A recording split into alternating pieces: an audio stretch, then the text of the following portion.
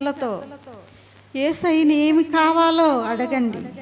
ఒక తల్లిగా, ఒక చెల్లిగా, మరి ఒక అక్కగా, ఒక సహోదరిగా, ఒక స్నేహితురాలిగా, ఒకరి కోసం ఒకరు ఎంత ప్రేమ ఉందో తెలుసుకోవాలి.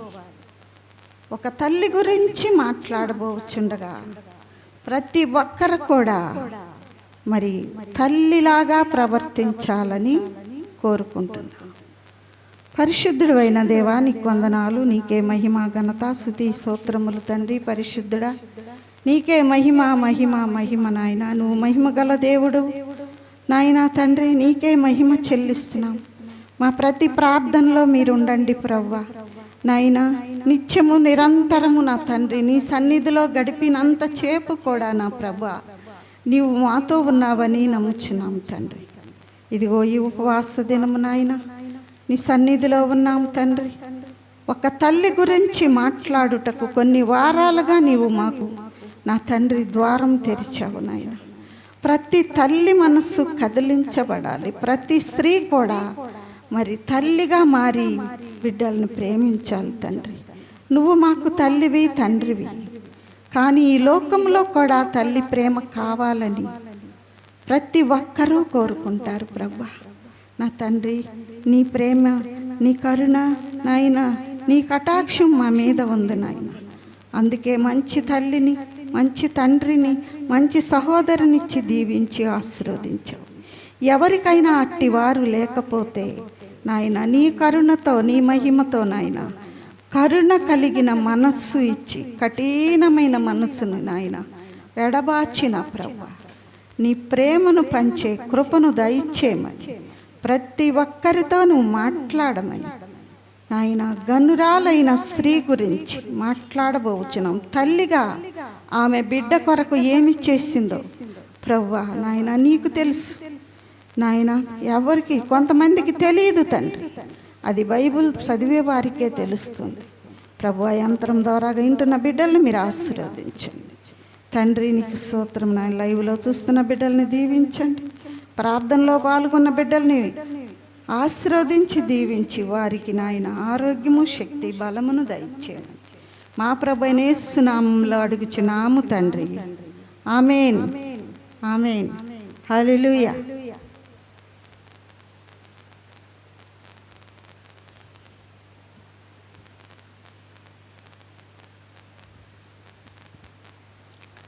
హల్లెలూయా.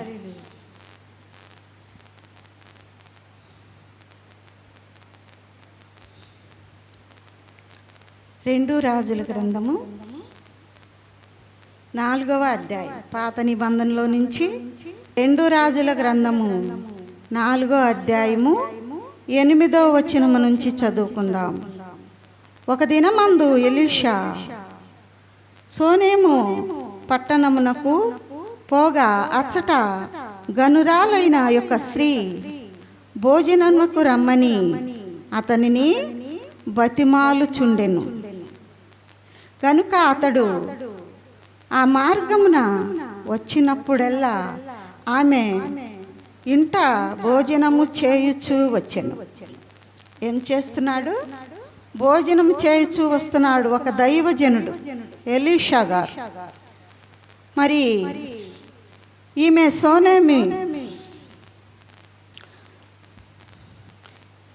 సోనేము పట్టణస్థురాలైన ఆమెకి పేరు లేదు.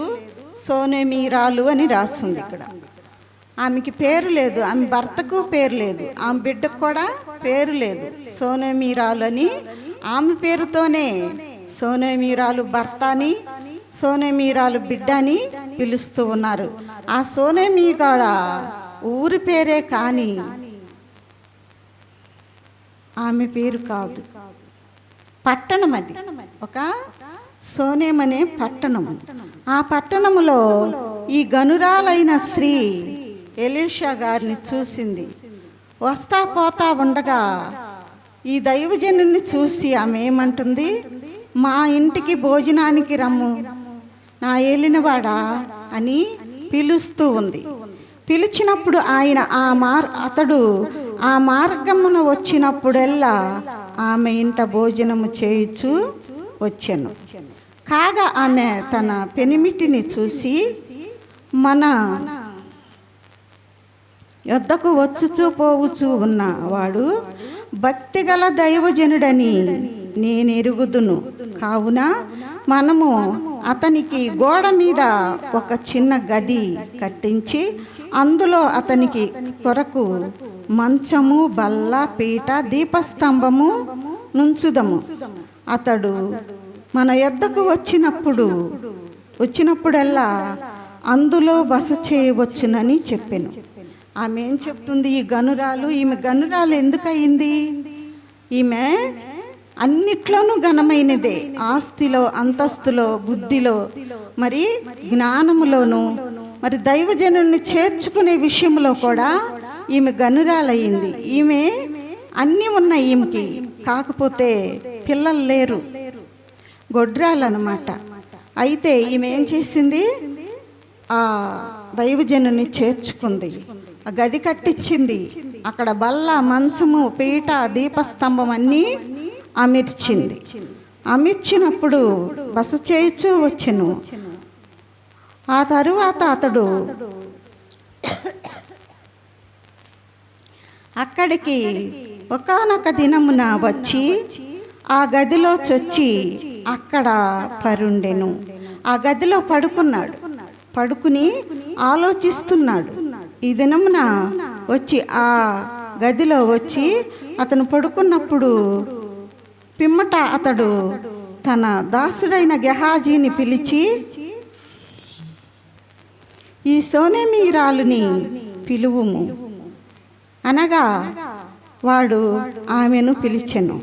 ఆమె వచ్చి అతనిని ముందర నిలువబడినప్పుడు అతడు, నీవు ఇంత శ్రద్ధ భక్తులు మాయందు చూపుచున్నావు కదా, నేనేమి చేయవలను? మా మీద ఇంత శ్రద్ధ చూపిస్తున్నావు, ఇంత భక్తిగా ఉంటున్నావు, నువ్వు గనురాలివి, నువ్వు మంచి భక్తుపర్రాలివి, నీవు మంచిదానివి అని చెప్పి ఆమెని పొగుడుతూ అడుగుతున్నాడు. నేనేమి చేయవలను నీకు? రాజుతోనైనను సైన్యాధిపతితోనైనను మాట్లాడవలెనా? మరి ఏమి కోరుచుంటివి? ఇంత శ్రద్ధ చూపిస్తున్నావు, ఇంత భక్తి చూపిస్తున్నావు. దైవజనుడంటే ఎంతో శ్రద్ధగా భక్తిగా చేర్చుకుని ఆయనకు భోజనం పెడుతుంది. అయితే ఆమె మనసులో ఏదో ఒక చిన్న కోరిక ఉండుంటుంది. ఎందుకంటే గొడ్రాలు కనుక చిన్న కోరిక ఉండుంటుంది. కానీ ఆమెకి ఆశ లేదు. ఎక్కడో మూలన చిన్న కోరిక, నాకు అన్నీ ఉన్నాయి, నేను జ్ఞానవంతురాల్ని, గనురాల్ని, ఆస్తిపర్రాల్ని, మరి నాకు మంచి భర్త ఉన్నాడు, అయితే ఈ దైవజనుని చేర్చుకుంటే నాకు ఉన్న లోటు కూడా తీరిద్దని తన మనసులో అనుకుందేమో. ఆ దైవజనుడు బలవంతం చేసింది, మా ఇంటికి భోజనానికి రా ఏలినవాడా, నా ఏలినవాడైనా మరి నీవు మా ఇంటికి భోజనముకు రావాలని ఆమె బతిమాలినప్పుడు ఆయన వచ్చి, మరి ఈమె ఇంతగా చూస్తుంది కాబట్టి ఈమెకేదో ఈ దైవజనునితో అవసరం ఉండే ఉంటుంది, లేకపోతే నన్ను ఎందుకు చేర్చుకుంటుంది, ఇంత భక్తిగా శ్రద్ధగా నన్ను ఎందుకు చూసుకుంటుంది, నాతో వచ్చిన వారికి కూడా చూస్తుంది కదా. కాబట్టి ఈమె మరి ఎందుకు నన్ను చేర్చుకుందో, ఏదో ఒక వరం అడుగుటకే, ఏదో ఒక దీవెన కోసమే ఈమె దైవజనుని చేర్చుకుందని ఆయన గమనించి అంటున్నాడు గెహాజీతో, ఈ ప్రకారం ఆమెతో అనెను.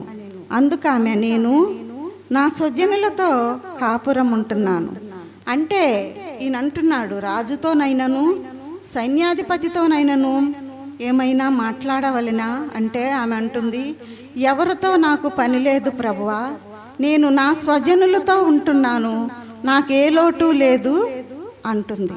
ఆమెకున్న లోటు కూడా ఆయనకి చెప్పటలా, ఆమె చెప్పకుండా అలా అంటూ ఉంది, నా స్వజనుల్లో కాపురం ఉంటున్నాను, నాకే లోటు లేదని ఆమె చెప్పినప్పుడు ఆ గెహాజీ గమనించి అంటున్నాడు, ఎలీషా ఆమెను, నేనేమి చేయగోరుచున్నావని వాని నడుగా, గెహాజీతో ఆమెకు కుమారుడు లేడు అంటున్నాడు. గెహాజీ అంటున్నాడు, ఆమెకు కుమారుడు లేడు, ఆమె పెనిమిటి ముసలివాడని అతనితో చెప్పాను. ముసలివాడు భర్త, ఆమెకి పిల్లలు లేరు, అన్నీ ఉన్నాయి, స్వజనులు, ఆమెకి సొంత జనం ఉన్నారు, బంధువులు ఉన్నారు, చుట్టాలు ఉన్నారు, ఆస్తులు అంతస్తులు అన్నీ ఉన్నాయి. భక్తి పర్రాలు కూడా. అంత భక్తి ఉండబట్టే మనల్ని చేర్చుకుంది దైవజనుడా. అందుకే ఆమెకి ఒకటే లోటు ఉంది, ఆమెకి పిల్లలు లేరు అని చెప్పినప్పుడు ఆమె ఎనిమిటి ముసలివాడని అతనితో చెప్పెను. అందుకు అతడు ఆమెను పిలువమనగా వాడు ఆమెను పిలిచెను. ఆమె వచ్చి ద్వారమందు నిలువగా, ఎలీషా మరుసాటి ఏట ఈ ఋతువున నీ కౌగిట కుమారుడుండును అని ఆమెతో అనెను. ఆమెను ఏం చేస్తున్నాడు? ఆశీర్వదిస్తున్నాడు. నీ కౌగిట కుమారుడుంటాడు వచ్చే ఈ రోజులకి.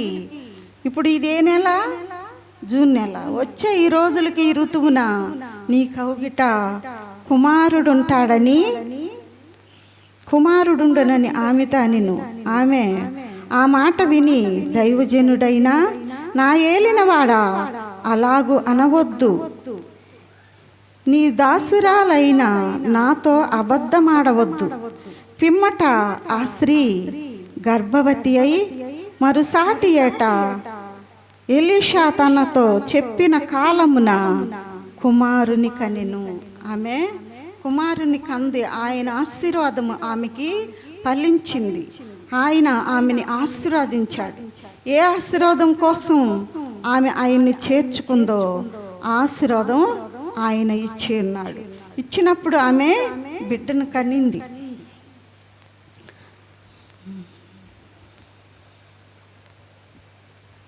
కుమారుని కనినాక ఆ బిడ్డ ఎదిగి తరువాత ఒకనాడు కోత కోయివారి యొద్దనున్న తన తండ్రి యొద్ద దగ్గరకు పోయి అక్కడ ఉండగా వాడు నా తలపోయినే, నా తలపోయినే అని ఏడుస్తూ ఉన్నాడంట. అంటే ఎండలో ఆ బిడ్డకి ఏమైందంటే వడదెబ్బ తగిలి ఉంటుంది. అందుకే తలపోయినే, తలపోయినే అని తలనొప్పి వచ్చి ఆ బిడ్డ తల్లడిల్లిపోయినప్పుడు తన తండ్రితో చెప్పెను. అతడు వానిని ఎత్తుకుని తల్లి యొద్దకు తీసుకుని పొమ్మని వాని పనివానితో చెప్పగా వాడు ఆ బాలుని ఎత్తుకుని వాని తల్లి యొద్దకు తీసుకుని పోయెను. తల్లి యొద్దకు తీసుకెళ్ళాడు. తలపోయినే, తలపోయినే అని ఆ బిడ్డ ఆ ఎండకి అల్లాడిపోవచ్చు ఉండగా మరి వడదెబ్బ తగిలి ఉంటుంది. ఇది కూడా దేవుని మహిమే.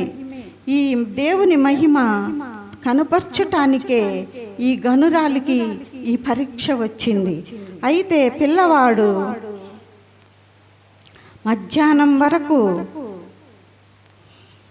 తల్లి తొడ మీద పడుకుని ఉండి చనిపోయెను. మధ్యాహ్నం వరకు ఉన్నాడు. తలపోయినే, తలపోయినే అని ఏడుస్తూ అల్లాడిపోతూ ఉన్నాడు. మధ్యాహ్న కాలమున అతను చనిపోయెను. అప్పుడు ఆమె పిల్లవానిని దైవజనుని మంచం మీద పెట్టి తలుపు వేసి బయటికి వచ్చి, ఒక పనివానిని ఒక గాడిదను నా యొద్దకు పంపుము, నేను దైవజనుని యొద్దకు పోయి వచ్చేదనని తన పెనిమిటితో ఆమె అనగా అతడు, నేడు అమావాస్య కాదే, విశ్రాంతి దినమును కాదే, ఎందుకు దైవజనుని యొద్దకు పోవచ్చున్నావని అడిగినప్పుడు, నేను పోవుట మంచిది. ఇది సంగతి ఎవరికి చెప్పలేదు. ఈ గనురాలు ఎవరికి చెప్పలా. బిడ్డ చనిపోయిన సంగతి ఎవరికి చెప్పలా. ఆ బిడ్డని ఆశీర్వాదముగాను దీవించి ఇచ్చిన ఆ దైవజనునికే చెప్పాలని మరి ఆమె ఏం చేసింది? ఆమె ఏం చేసిందంటే, పోయేదనని అడుగగా ఆమె నేడు పోవుటమే మంచిదని చెప్పి గాడిదకు గంతలు కట్టి తను ఎక్కినంత పనివానితో శీఘ్రముగా తోలుము, నేను నీకు సెలవిచ్చితేనే కానీ నిమ్మలముగా తోలవద్దనెను. అప్పుడు వాడు బాగా తోలుతూ ఉన్నాడు, బాగా పరుగులు తీస్తూ ఉంది గాడిద, వెళ్తూ ఉన్నాడు. వెళ్ళినప్పుడు మరి దైవజనుని దగ్గరికి వెళ్ళినప్పుడు ఆయన దూరం నుంచి ఆమెను చూశాడు. చూసి గెహాజీతో చెప్తూ ఉన్నాడు, ఆ సోనేమీరాలు వస్తూ ఉంది, పరుగున ఎదురు వెళ్ళి నీ బిడ్డ నీ భర్త నీవు క్షేమమేనా అని అడుగమని చెప్పి పంపించెను. అప్పుడు పరిగెత్తుకుంటూ వెళ్ళి ఆ గెహాజీ అడుగుచూ ఉన్నాడమ్మా, నీ బిడ్డ క్షేమమేనా, నీ భర్త క్షేమమేనా, నీవు మీ అందరూ క్షేమంగా ఉన్నారా అని అడిగితే మేమందరము క్షేమంగా ఉన్నామని చెప్పి ఆగకుండా ఏం చేస్తుంది,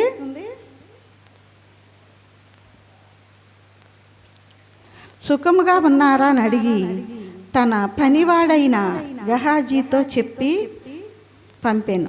అందుకామె పిమ్మట ఆమెతో కొండ మీదనున్న దైవజనుని యొద్దకు వచ్చి అతని కాళ్ళు పట్టుకునేను. గెహాజీ ఆమెను తోలివేయుటకు దగ్గరకు రాగా ఆ దైవజనుడు ఆమె బహుగా వ్యాకుల పడుతూ ఉన్నది. యెహోవా ఆ సంగతి నాకు తెలియజేయక మరుగు చేసెను. ఆమె జోలికి వెళ్ళవద్దని గెహాజీని గద్దించినప్పుడు ఆజ్ఞ ఇచ్చెను. అప్పుడు ఆమె కుమారుడు కావాలని అడుగుతుంది. దైవజనుని ఏమడుగుతుంది, నాకు కుమారుడు కావాలనని నేను నా ఏలినవాడైనా నిన్ను నేను అడుగలేదే, నన్ను భ్రమ పెట్టవద్దని నేను చెప్పలేదా అని అతనితో మనవి చేయగా అతడు నీ నడుము బిగించుకుని నా దండమును చేత పట్టుకుని పొమ్ము, ఎవరైనాను నీకు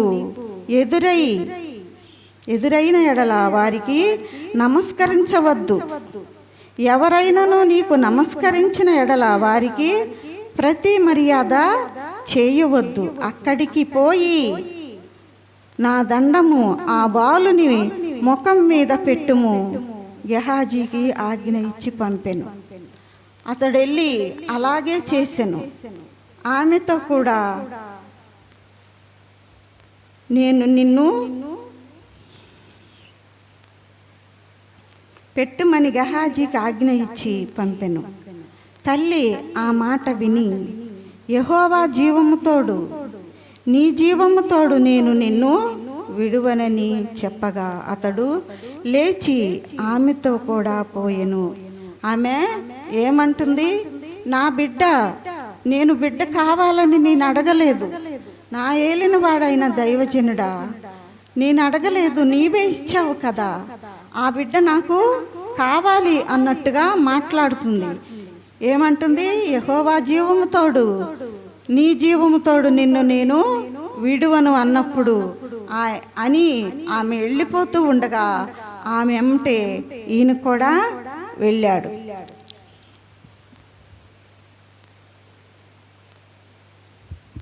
వారి కంటే ముందుగా పోయి ఆ దండం బాలుని ముఖం మీద పెట్టెను, కానీ ఏ శబ్దమును రాకపోయెను,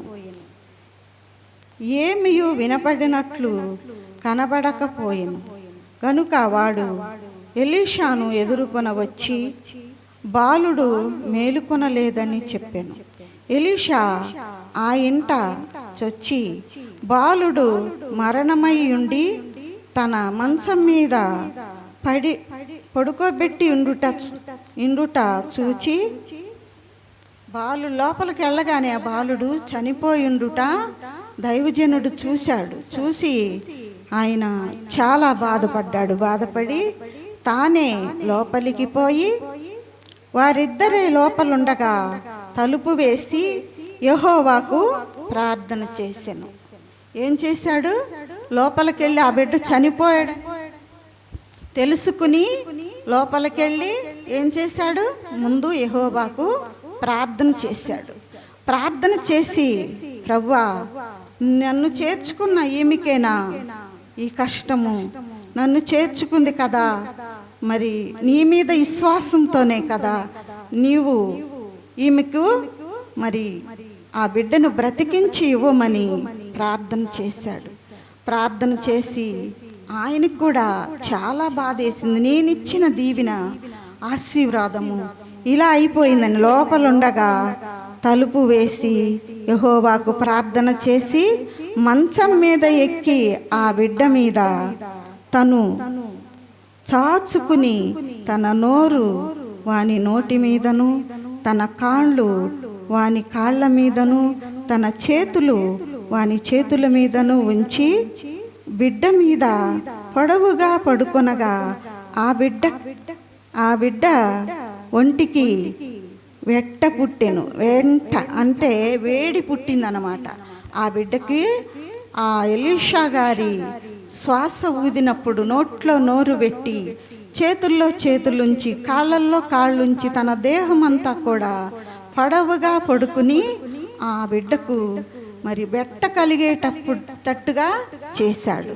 కానీ ఆ బిడ్డ కదలకపోయినప్పుడు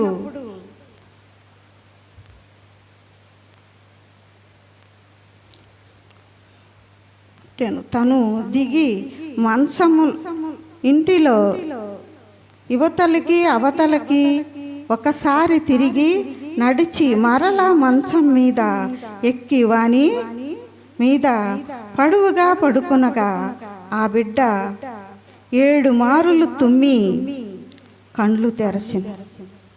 రెండోసారి కూడా ఆ బిడ్డ మీద ఆయన సాష్టాంగపడి ఆ బిడ్డకు ఊపిరి పోశాడు. తన నోట్లో నోరు పెట్టి చేతుల్లో చేతులుంచి కాళ్ళ మీద కాళ్ళుంచి మరి ఆయన శరీరమును హత్తుకుని ఆ బిడ్డ శరీరము హత్తుకున్నాడు. ఈయన హత్తుకుని ప్రాణం పోశాడు. మరి మనకి ప్రాణం పోసింది ఎవరు? యెహోవా దేవుడు. అయితే ఎలీషా గారు ఈ సోనేమీరాలు కుమారుడికి ప్రాణం పోశాడు. ప్రాణం పోసి కళ్ళు తెరిచినప్పుడు అతడు గెహాజీని పిలిచి ఆ సోనేమీరాలుని పిలుచుకుని రమ్మనగా వాడు ఆమెను పిలిచెను. ఆమె అతని యొద్దకు రాగా అతడు నీ కుమారుని ఎత్తుకొనుమని ఆమెతో చెప్పెను. అంతటా ఆమె లోపలికి వచ్చి అతని కాళ్ళ మీద పడెను. దైవజనుని కాళ్ళ మీద పడింది. ఎందుకంటే ఏమందామా, ఆయన్ని ఒక మాట తూలింది. ఏమని? ఎంతో ప్రేమ భక్తి శ్రద్ధలు చూపించింది. కానీ బిడ్డ చనిపోయినప్పుడు ఆమె బాధ ఆమె తట్టుకోలేక ఏమంది? యెహోవా జీవము తోడు, నీ జీవము తోడు, నిన్ను నేను విడువను. ఆ బిడ్డ బతికిన తర్వాత వచ్చి కాళ్ళ మీద పడింది. ఎందుకంటే క్షమించమని అడిగింది. తన బిడ్డను తనకిచ్చినందుకు ఆ తల్లి క్షమించమని కాళ్ళ మీద పడి సాష్టాంగపడి లేచి తన కుమారుని ఎత్తుకుని పోయెను. తన కుమారుని ఎత్తుకుని వెళ్ళిపోయింది. ఆమెకు కావాల్సింది ఏంటి? ఈ గనురాలైన స్త్రీకి ఏమి కావాలి? అన్నీ ఉన్నాయి. ఆమెకి బిడ్డ కావాలి, సంతానము లేదు, గొడ్రాలు. అయితే ఆమెకు కావాల్సిన జనులు ఉన్నారు, చుట్టాలు బంధువులు అందరూ ఉన్నారు, ఆస్తి అంతస్తులు అన్నీ ఉన్నాయి, భక్తి శ్రద్ధలు ఉన్నాయి. దేవుడు అంటే భక్తి కలిగి ఉంది, దైవజనుని చేర్చుకుంది. అందులో కూడా ఆమె గనురాలే, ఆస్తి అంతస్తులో గనురాలే, తెలివితేటల్లో గనురాలే, అన్నిట్లో కూడా ఆమె గనురాలు. అయితే ఈ బిడ్డను కూడా అదే ఘనముతో ఆమె సాధించుకుంది. దైవజనుని బతిమాడుకుందో బెదిరించిందో ఎలాగైనా సరే ఆయన్ని మరి చేర్చుకుని కొన్నాళ్ళు పోషించి ఏం చేసింది? గనురాలైన ఆమె ఒక తల్లిగా బిడ్డ కొరకు ఎంతో బాధపడి మరి ఆయనకు సాష్టాంగపడి నమస్కారం పెట్టి ఆ బిడ్డని మరి సంపాదించుకుంది. ఎందరున్నారు ఈ లోకములో? అట్టి తల్లులు ఉన్నారా? అట్టి తల్లులు ఉన్నారా? బిడ్డల కోసం ఏడ్చేవారు. ఎవరికీ చెప్పలేదు. ఆమె గెహాజీకి కూడా చెప్పలేదు. దైవజనుని యొద్దకే వెళ్ళింది. ఆయన అడిగాడు ఎదురొచ్చి, నీ బిడ్డ క్షేమమేనా? నీ భర్త క్షేమమేనా? మీ అందరూ సుఖముగా ఉన్నారా అంటే, మేమందరం కూడా సుఖముగానే ఉన్నాము అని ఏమీ చెప్పకుండా దైవజనుని దగ్గరికి వెళ్ళింది. వెళ్ళి మరి ఎలాగైనా సరే ఆమె బిడ్డను ఆమె సంపాదించుకుంది, బ్రతికించుకుంది. మరి ఆమె ఎంతో గనురాలయ్యింది. బిడ్డని ఎవరు సంపాదించలేము, చనిపోయిన తర్వాత ఎవరును బతికించుకోలేము. అట్టి భక్తి మనలో ఉందో లేదో కానీ ఉంది. చాలామంది ఉన్నారు బిడ్డల్ని బతికించుకున్న తల్లులు. ఎంతోమంది స్త్రీలు ఉన్నారు దేవుడంటే భక్తి కలిగిన వారు. ఎంతోమంది ఉన్నారు బిడ్డలకు మంచి తల్లిగా ఉన్నారు.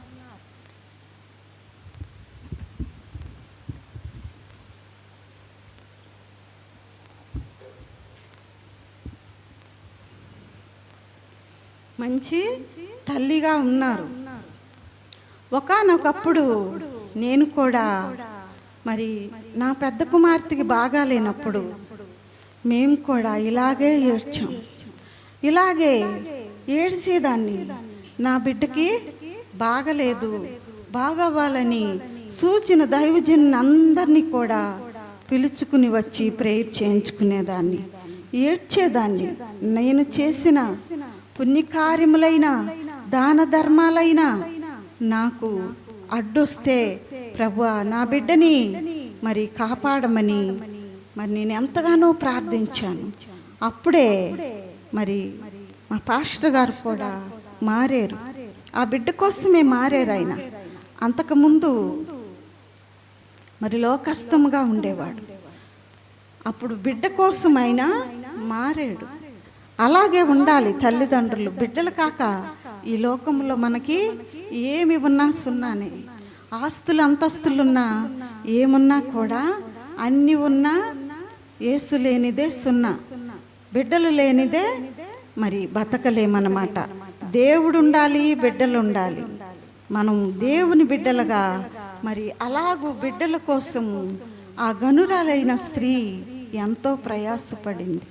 నేను కూడా ప్రయాసపడ్డాను, ఏడ్చాను.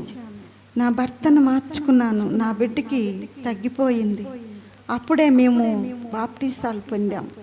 బాప్తీసాలు పొంది విశ్వాసులుగా ఉంటూ మరి మనమడ కోసం పాస్టరం అయ్యాం.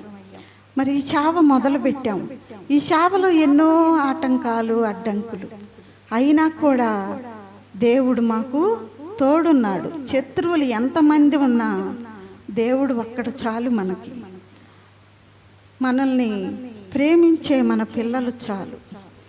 కాకపోతే మనము దేవుడిని నమ్మిన వారికి ఆయన ఎంతో తోడుంటాడు. ఎన్ని కష్టాలైనా తీసివేస్తాడు, ఎన్ని బాధలైనా తీసివేస్తాడు. ఎన్ని రోగాలున్నా, ఎంతో వేదన ఉన్నా కూడా అన్నీ తీసివేసి కాపాడే దేవుడు ఆయన. మనకి తోడుగా ఉండే దేవుడు. మనం తెలుసుకోక మనం బాధపడతాం. మన బిడ్డల కొరకు మనము ప్రయాసపడాలి. మన బిడ్డల్ని మనం కాపాడుకోవాలి. దేవునితో నిత్యము మాట్లాడాలి. ప్రభువా నా బిడ్డను కాపాడు. బయటికి వెళ్ళాడు, ఎలా వస్తాడో, బయటికి వెళ్ళింది ఎలా వస్తుందో, ఇంకా రాలేదని ఎదురు చూస్తూ బిడ్డల కోసం ప్రయాసపడుతూ ప్రార్థనలు చేస్తూ ఎదురు చూస్తూ తల్లి మనసు, తండ్రి మనసు బిడ్డల వైపు ఎంతగానో చూస్తూ ఉంటుంది. అయితే అది ఎవరికి తెలుసు? ఈ బిడ్డలకి తెలియదు. ఈ లోకంలో ఎవరికి తెలియదు, దేవుడికే తెలుసు. ఈ బిడ్డ తన బిడ్డల కోసం ప్రయాసపడుతుందని మరి ఆయన కూడా మనల్ని, మన బిడ్డల్ని కాపాడుతూ ఉంటాడు. నిత్యము కాచి కాపాడుతాడు. కాపాడేం చేస్తాడు? ఒక దీవెన, ఆశీర్వాదాలు మన మీద కుమ్మరిస్తాడు. మనకే అపాయాలు రానీడు. ఎంతమంది అపకారం చేసినా, ఎంతమంది కీడు చేసినా అవన్నీ కూడా యేసు నామంలో కొట్టివేస్తాడు. చాలామంది ఉంటారు కీడు చేసేవాళ్ళు, కానీ ఎంత కీడు చేసినా దేవుడిచ్చేది ఆశీర్వాదము, దేవుడిచ్చేది దీవెన, దేవుని మహిమ మన మీద ఉంటుంది. దేవుని మహిమను మనం పొందుకోవాలి. ఘనురాలైన స్త్రీ ఆ బిడ్డను బతికించుకుంది, దక్కించుకుంది. ఆమె చేసిందంతా కూడా ఆమెకి మరి తోడై నిలిచింది. ఒక దైవజనుని చేర్చుకుని ఆయనకి అన్నీ సిద్ధపరిచింది. పడుకోవటానికి రూము, మంచము, కూర్చుని బైబిల్ చదువుకుంటూ ప్రార్థన చేసుకుంటానికి బల్ల, మరి వెలుతురు కోసం ఒక దీపస్తంభమును కూడా అమర్చింది. అలాగూ ఏం చేసింది? దేవుడికి మహింపరిచింది, దైవజనుని ప్రేమించింది, దైవజనునికి ఇలువిచ్చింది, గౌరవించింది. ఆ గౌరవంతోనే ఆయన ఆమెకి ఏమైనా చెయ్యాలని ఆలోచించి, నీకేమి కావాలను అని అడిగినప్పుడు ఆమె, నాకేమీ లోటు లేదు, నా స్వజనులతో ఉన్నాను అంటే నాకు బిడ్డ కావాలని ఆమె అడగకుండా నేను నా స్వజనులతో ఉంటున్నానని చెప్పింది. కానీ నాకు అందరూ ఉన్నారు, ఆస్తులు, అంతస్తులు, మరి ఎంతో బలగం, చుట్టాలు, బంధువులు అందరూ ఉన్నారు. ఆమెకు భర్త ఉన్నాడు. ఆమె కూడా మంచి గనురాలు, తెలివైనది, జ్ఞానం కలిగింది. అయితే ఆమెకు లోటేంటి? ఒక్కటే లోటు, బిడ్డలు లేరు. ఆ బిడ్డను పొందుకుంటానికి ఆ దైవజనుని చారదీసి దీవెన పొందుకుని బిడ్డని సంపాదించుకుంది. అలాగే తల్లులు ఉండాలి, తండ్రులు కూడా ఉండాలి. ఆమె మాటకు మరి గౌరవించాడు తన భర్త కూడా. ఈ సోనేమీరాలు భర్త ఆమె చెప్పినట్టు చేశాడు. ఆయన దగ్గరికి వెళ్ళాలంటే గాడిదని సిద్ధపరిచాడు, కానీ ఆమె మరి గోడ మీద ఒక గది కట్టిద్దామన్నప్పుడు కూడా ఎదురు చెప్పకుండా ఆయన కూడా ఆమెకి సహకరించాడు. దైవజనుని చేర్చుకున్నారు, ఇద్దరు కలిసి దీవెన ఆశీర్వాదాలు పొందుకున్నారు. మనం కూడా దేవుణ్ణి చేర్చుకోవాలి, దైవజనుల్ని ప్రేమించాలి, వారిని తిట్టకూడదు, వారికి ద్రోహం చేయకూడదు. వారు మీకు ద్రోహం చేయనప్పుడు మీరెందుకు వాళ్ళకి ద్రోహం చేయాలి? ద్రోహం చేసి పాపం మూట కట్టుకోకూడదు. ఏం చేయాలంటే వీలైనంత వరకు దైవజనుల్ని మరి ప్రేమించాలి, గౌరవించాలి. వాళ్ళని బట్టి కాదు, దేవునిని బట్టి వారిని గౌరవించాలి. వారు ఏం చేస్తున్నారు? దేవుని సేవ చేస్తున్నారు, అందరి కోసం ప్రార్థన చేస్తారు. ఎంతోమంది చెప్తూ ఉంటారమ్మా, మా కోసం ప్రార్థన చేయండి, మాకు అలాగుంది, ఇలాగుంది, శోధనలు ఉన్నాయని మరి ఎన్నో చెప్తూ ఉంటారు. అప్పుడు ప్రార్థన చేస్తాడు దైవజనుడు, యేసయ్యని అడుగుతాడు, ప్రభువా ఆ బిడ్డకి ఆ కలత వచ్చింది, ఆ బాధ వచ్చింది, అది తీసివేయమని. అంతేకాని ప్రార్థనలు చేసే బిడ్డల మీద మనము రాళ్ళు రువ్వకూడదు, నోరు పారేసుకోకూడదు. అది దీవెన కాదు, శాపమే, పాపమే. అది ఒక మూట కట్టుకుంటారు అంతే. మరి దేవునికి దూరం అయిపోతారు. వాళ్ళు చేసే ప్రార్థన కూడా వారికి దక్కదు. నీ కోసం ప్రార్థన చేసే వారి కోసం నువ్వు గౌరవించాలే కానీ తిట్టకూడదు. ఈ ఒక్కటి తెలుసుకుని తల్లిగా, చెల్లిగా మరి ఎన్నో కష్టాలు భరించి మరి ఒక స్త్రీ ఇలా బిడ్డల కోసం, భర్త కోసం, పిల్లల కోసం ఎంతగానో ప్రార్థన చేస్తుంది. కష్టాల్లో ఉన్నవారి కోసం, నష్టాల్లో ఉన్నవారి కోసం ఒక విశ్వాసిగా దేవుని నమ్ముకుని ఉండాలి. అలాగూ మనము ఉందాము. ఈ చిన్న మాటలు దేవుడు దీవించునుగాక. ప్రార్థన చేసుకుందాం.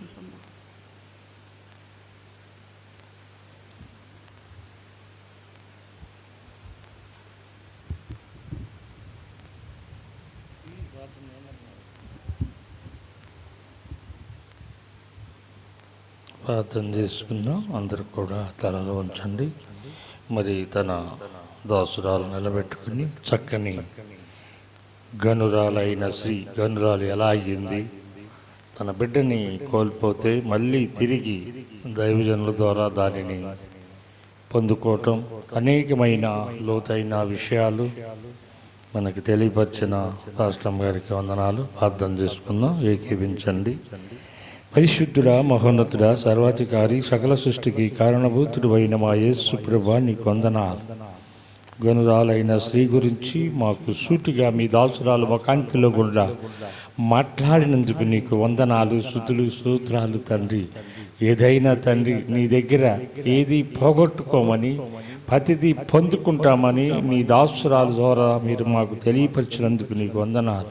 ఇచ్చేవాడువు నీవు, దీవించేవాడువు నీవు, ఆశీర్వదించేవాడువు నీవు, మమ్మల్ని పరలోకం చేర్చేవాడువు నీవు కనుక నీ కుమార్తెని ఇంకా అనేక స్థలాల్లో, అనేక సభల్లో నీ దాసురాలని వాడుకోమని, ఈ కలవరి యెరూషలేము మందిరముని కూడి ఉన్న బిడ్డలను, ఏ బిడ్డలైతే ఆశతో వచ్చి ఉన్నారంటే ఆశలన్నీ సఫలపరచండి, ఆశీర్వదించి దీవించమని యేసు నామములో ప్రార్థన చేసి అడుగుతున్నాము తండ్రి.